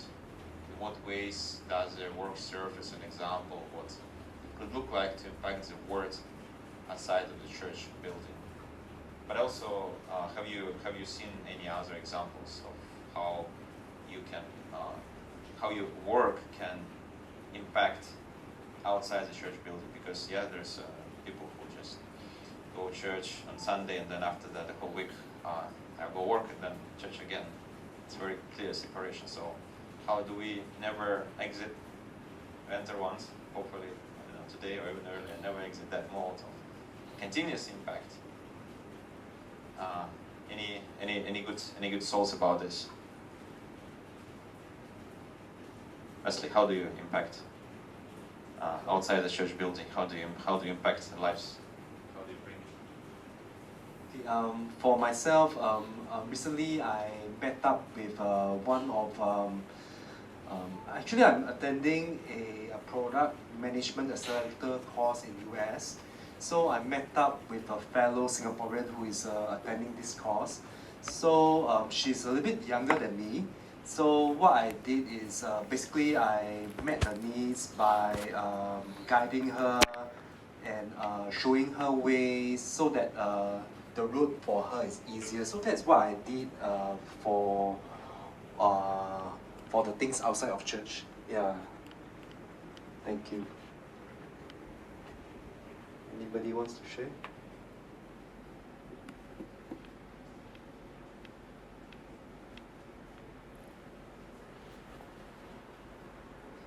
Come on, guys, it's has to be cooperative.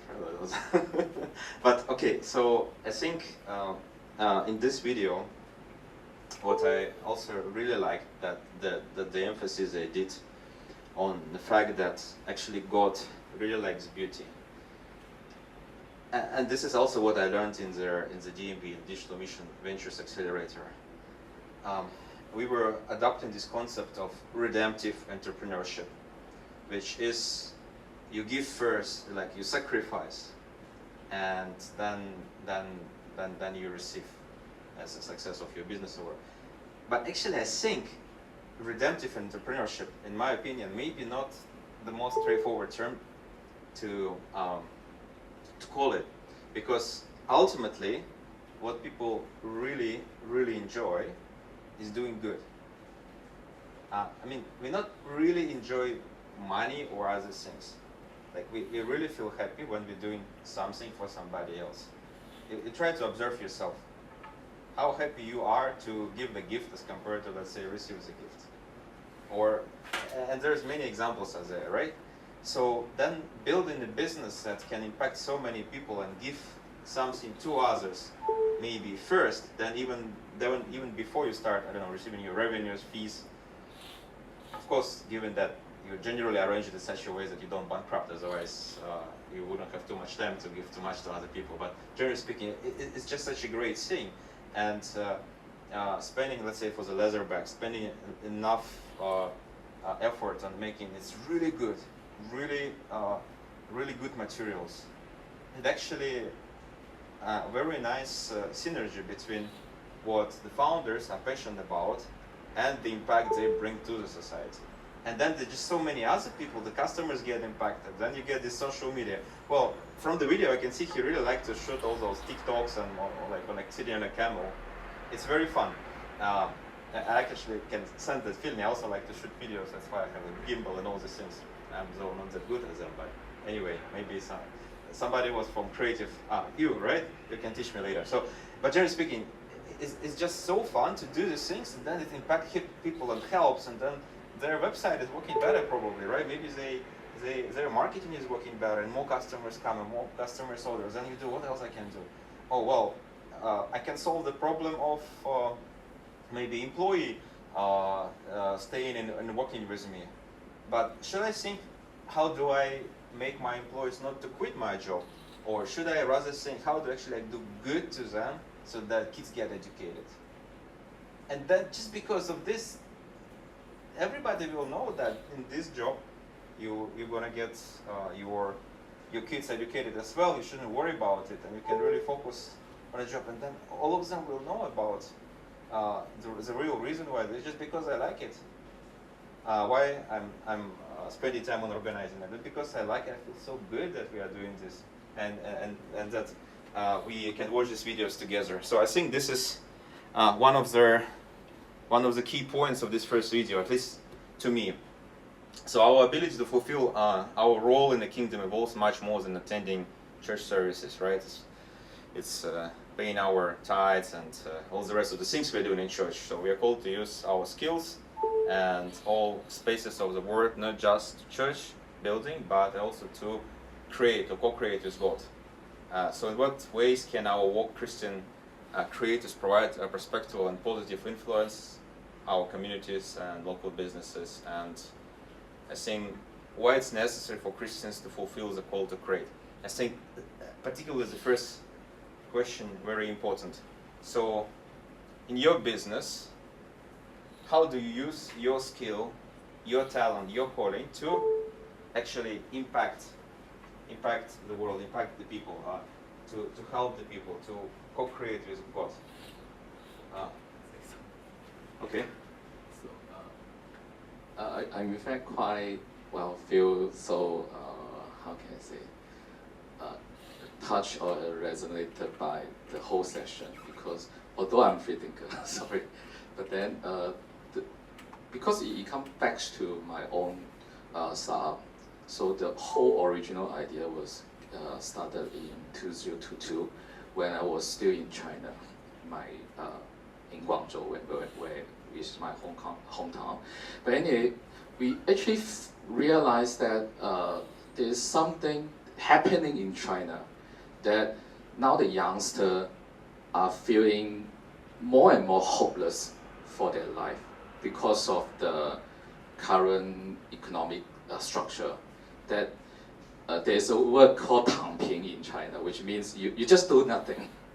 No need to fight, no need to strive, no need to do anything. Just keep it whatever that you are receiving. To me, it's like, it's not because they don't want to fight, it's because the current structure that give them really limited spaces and rooms to really to fight or to change their life. So it comes back to us is that but at the same time, I noticed that quite a lot of my friends, not whether it's in China or in Singapore, they on top of what they have been doing on their career or what, they try to learn something new. They try to, for example, one of my friends who got into the Brompton bike hobby during COVID, now he becomes the world-class Brompton bike collector. He owns 60 Brompton bike, which is crazy to me. But anyway, he really passionate about it. He never think about turning this into business, but he just find joy because of doing that. And then now he has converted into like trying to build his own custom accessory store in Singapore. So I really realized that, hey, actually a lot of people at my age or even older than me or younger than me, though they are facing the current situation of economic crisis or whatsoever, but many of them are still trying to learn something new, learn from others, and try to turn their passion into their own business and they find happiness because of that. So to me, it's like it's quite similar to what God wants us to do. To make we just hope that through our efforts we can give more tools for the people with passions or talents, that they will be able to find their own followers, to make their life happier, and because of that they can all become a community within their own bodies, and then the community will go stronger and stronger, bigger and bigger. So that's something that I really find very touching tonight. Thank you. Thanks so much for sharing. It's actually very touching on my side as well. Honestly, I've seen a lot of these ads on the internet that telling me that if I do this and that and attend some course, then I can get a side income that I would never need to work anymore. And I completely cannot understand it. I just completely can't. How can I stop doing what I'm doing, and can anybody understand what that ad is about? Honestly, I mean, we are all entrepreneurs here, and probably all of us cannot understand this, but I think it's also quite related, right? We have certain talents. Mine is definitely not in singing, but maybe I'm good in I don't know, organizing or WhatsApping. Yes, that's my talent. Everybody mentioned about that, and I'm using it to reach out to people, so you get a chance to watch the videos, and then you get inspired. Then maybe you bring another 5 friends at least next time, right? So, something joking. Just bring yourself at least. So, and this is how the world works. And certain things for us, they seem to be, okay, random or just, but actually they are not. They are the consequence of a lot of small actions and decisions, like coming here, like, I don't know, reading the message, or just decided to attend the session because you just moved to Singapore, or you just feel curious about it. Then eventually it could impact so many things. And each of us have this kind of story. And I think this video is very much about this. We are almost done, yeah. So we've got a couple of principles that we can explore further, right? So the first principle that the video was about, you are co-creator with God. So GD said that as an entrepreneur, you are a co-creator with God and have a unique call to be a cultural change agent in your community. In what ways do you believe your work could be a unique gift in the marketplace? How have you seen other business leaders use their unique gifts to empower others? Very curious to know your idea about this, because you just moved and it's a different culture here. So do you have a cultural shock first? And second, how are you going to use your perspective and your skills to actually empower Singapore as a culture? We will empower you back as well. Okay, first of all, no, I don't have a cultural shock, because our area there has also several cultures. I was just explaining to the ladies that I just met, we have 14 different ethnic groups in Lebanon. So we're used to having different religions, different sects, so it's kind of normal to me, but it's definitely news meeting new cultures here in Singapore. In what way I can give to the marketplace? I'm ready to share my values with the people here in Singapore, my talent, my beliefs. So this is something I'm really excited to do. And I'm excited to learn more about Singaporeans here in detail and how they work, and how, because I've heard that they're, to me, I'm a workaholic, so I love working. I hate 8 to 5 jobs. I work beyond that. That's why I created my own studio. So you don't need side income? No. No. So I'm really excited to be in this environment, because it reflects me more than the Middle East. So that's it. I've got a fun story here as well. Some of you might not, most of you wouldn't know actually. I play accordion. Do you know what's accordion? Yeah. So I played all my life. So I play quite okay. Yeah. Oh, by the way, 11th of September is planning it. Come for the concerts, come covers, just come over. Anyway, and when I came to Singapore, I realized that there's no teachers at all. But there's so many people want to learn actually. So when I was doing my PhD here, I ended up opening a company or like a community called Accordion Singapore. At some point of time, we had like 30 students coming to us. Yeah, so, and I'm still teaching sometimes when I have time, just like to change activity every week.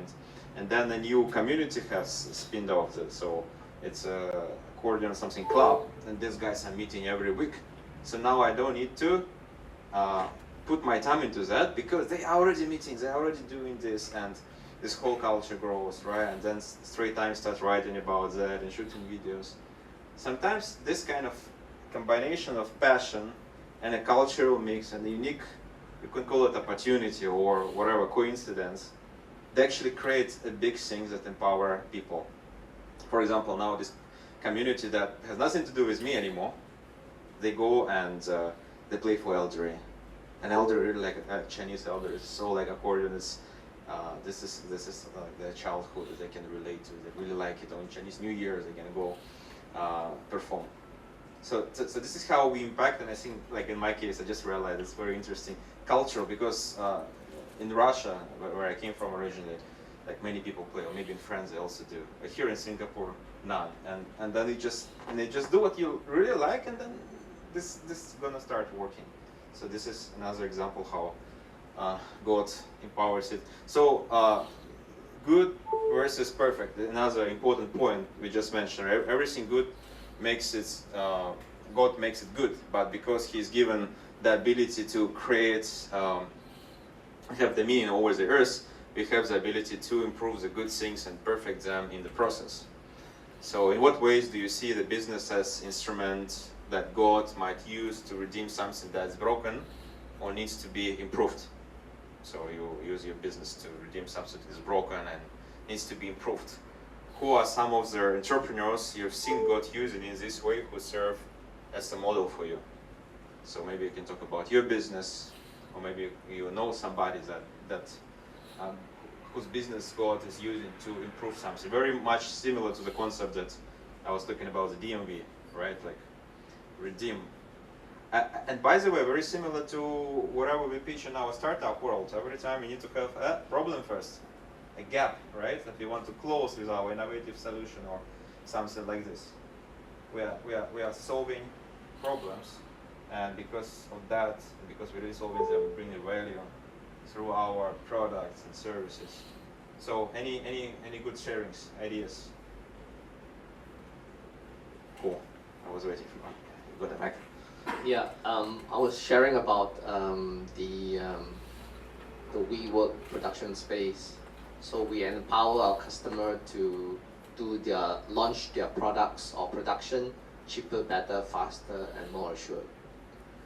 So how does it really cascade down? Cheaper, we can, if we're a good customer on a case-by-case basis, we can give free rental. So the cost of production space, zero rental, fantastic, right? Because it's very capital intensive to build the appropriate production space for life science, and now food may require GMP. So we, on a case-by-case basis, we give free rental, but obviously we still need to have, to be a profitable company. So we maybe like profit sharing, not profit sharing, some kind of profit guarantee for us, but in return we give fantastic or unique value proposition to our customers, which no one does it. So assurance with the patented innovative design, they can change their production process easily, quickly, so they can view their production process without going in freely. So this give more assurance, and they don't have to build the whole facility. The facility will be there, so it's so much faster for them. So these are some of the unique value proposition that we empower others. It's going to be launched at the end of this year. It's just like a kindergarten for the workers' kids, right? So they just give it for free, and it helps. It both them and eventually your company as well. Well, yeah, free meal, yeah.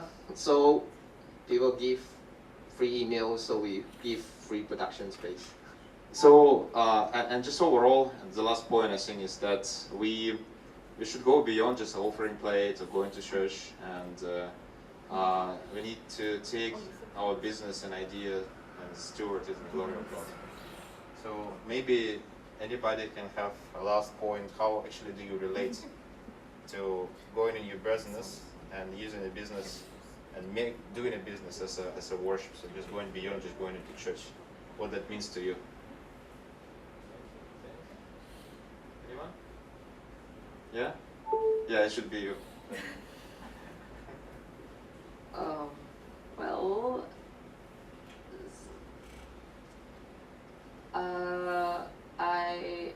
I would start with, I would classify myself as a PK, pastor's kid, whereby in my entire family it's all about building churches, it's all about sharing the gospel.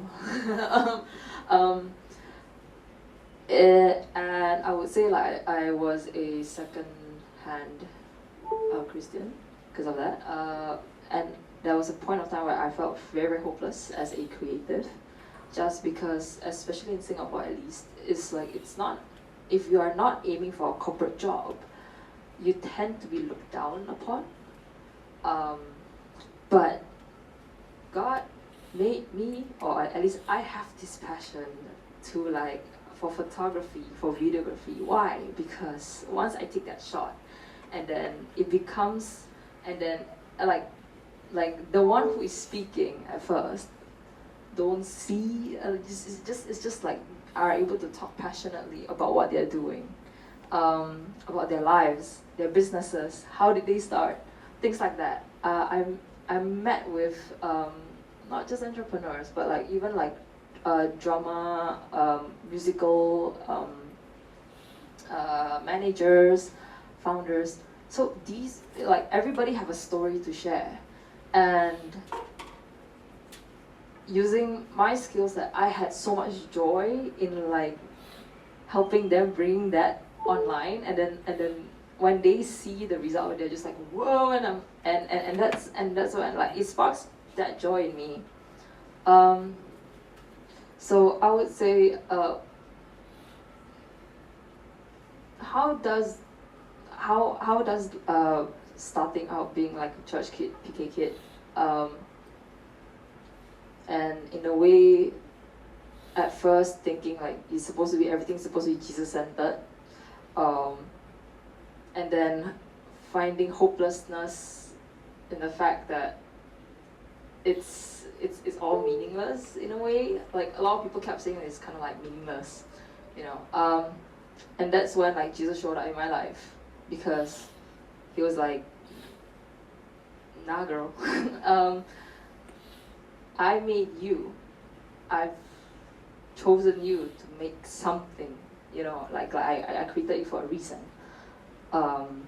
And I'm glad you shared that the like marketing is the second most disruptive, unstable in kind of job, and I felt that very, very true, which is why this studio itself, the purpose and aim of it is actually more to protect the creatives, whereby you don't just create and like that's it, but like learning to kind of mediate, navigate your way through finding clients, helping the clients, understanding the client. I think that's the most important part, which is why marketing. And then it's not just about helping them with whatever they have at that moment, but building that relationship as well. So, and it's, I would say, and when I realized that, that's kind of like building relationship, building communities, it's quite similar with how a church works. That's when I also kind of realized, oh, I felt love and God and peace and support in the church before. I didn't trust that during some of my years, and it felt like God is calling me back, but in a way that it is, you know, it's like, it's not just church, but in the business, in things that I'm doing, and I want that to impact other creatives as well, other people as well, because that's your character is a reflection of who God is. And I would prefer if people come to you and be like, why are you like this? Like, how come you have so much hope? And that's, it's like in a video, right? Like, I hate Christians, but I quite like you. There's something like, weird. Why? Yeah, and also if you even Google, there's a concept called redemptive sales and redemptive marketing. They actually talk about this quite a bit. When you sell something, you try maybe educate your customer or potential customer on something so that they take away that thing from the conversation and they'll benefit from it. Doesn't matter, then they will become your customers or not. If you market something, maybe you have always a toolkit. You can choose an urgency. You don't buy it now, tomorrow, you know, very expensive. Yeah, you can operate with fears. They will like to operate with fears, right? Or you could, you know, choose to put the effort and your creativity and your talent to explain things so great, so easy, and so relatable to the people who really need it. They will buy it. Yeah. So this is what many creative agencies trying to do, yeah. And in fact, there's a lot of shortcuts. but there's a lot of really great ways to utilize our talents to do a really good job in the business that we are building. And I think this is very important for us sometimes to switch from a shortcutting to doing things right. And I think this is what pretty much the whole faith-driven entrepreneur movement is about. So the next session will be about God owning your business. Well, you think you are owning Accra, you are owning, actually, maybe not exactly that. Sometimes when you look what affecting your business, like external factors, it's not really you owning it. I have been in a situation when my revenues dropped completely to zero, just complete plain zero, start from beginning, in one day, because two countries are fighting against each other now. Yeah, if you know what I mean. But yeah, I own it, yeah, on the paper, still owning it, very good, but I had to restart, and there is a very different attitude maybe as well. And so please come and bring your friends. And I think there's two last very important technical moments. If you don't want weird professor writing to you in DMs, join the group, please. Yeah, then I will write in the group. Maybe I'll still send you the DM, but I will remove the prof, and I will be less scamming. Thanks for the feedback. You can use WhatsApp call. Yeah, I will use some. Yeah, don't block me, okay? So please join the group. Yeah, this is a place where we'll just I'll share the video and some materials over time, and this is where we can catch up. For example, for watching the FDE conference, which is gonna happen in early September. It's a really good thing to watch together. Either here or online. We will see how we're gonna do it.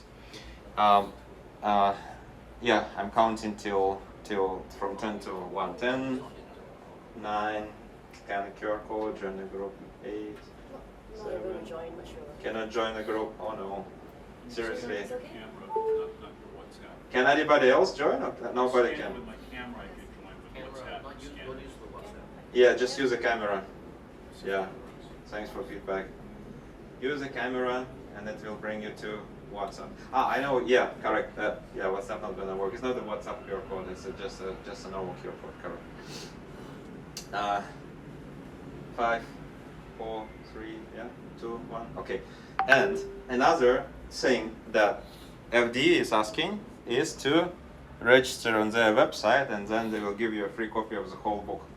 Really nice book. Okay. I actually have one. It's in my bag. I can show you later if you want. It gets all those sessions described nicely in some nice comments, and it's a very popular book. Why don't you get a book? Why it's important for me is because once you register on that website, they will see that our group is alive. And then they will start supporting us by broadcasting, getting more people, maybe giving us some opportunities, whatever. So please register on this website. It's a little bit longer than just joining a WhatsApp group, so I'll share this QR code with you later, but if you can do it now, that will be a really great job.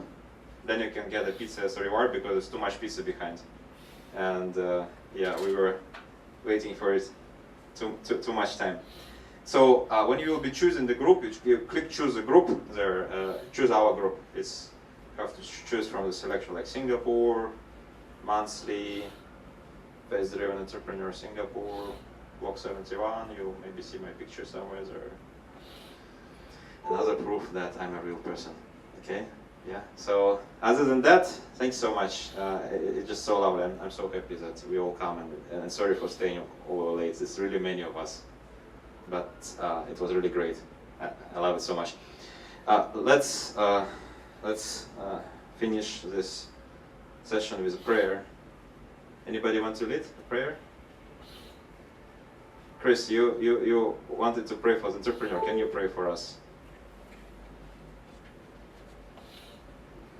Dearly Father, just thank you tonight that we've had such a big group show up, and so many new people to know. And I was saying, in the kingdom there are no strangers, they're just friends we haven't made yet. So I want to thank you for everyone that's come tonight. Thank you for Alex for putting this together. We just really want to pray that these videos and this discussion and this company and this fellowship will really resonate with us in our work lives, but also in our relationship with you. And as someone said earlier, we will no longer see a sacred and secular divide, but we'll realize that you are King and Lord over all things. So we thank you for this time and pray for each of us. We go out into the rainy evening. We ask this in Jesus' name. Amen. Amen. Thanks. Okay, register and go to your pizza. And that's it. That's how we conclude today.